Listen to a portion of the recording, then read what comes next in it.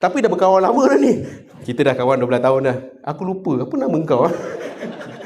Kawan dulu, nama kemudian, kan? Itu untuk extrovert. Introvert pula selalu disalahfahami bahawa introvert ni sombong. Kau tengok tu tak tegur pun, budak baru.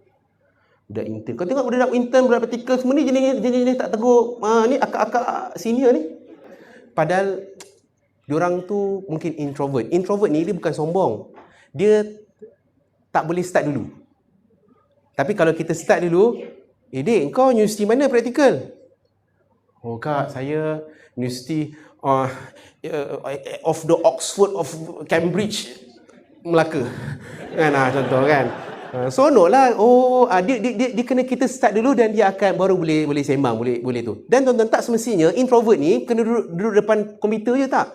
Kadang ada orang yang dia kerja dia berurusan dengan orang tapi dia introvert. Dia ada social battery. Introvert ni social battery dia tak banyak. Macam iPhone kan, charge 3 kali sehari. Android macam seminggu pakai tak charge pun tak apa kan.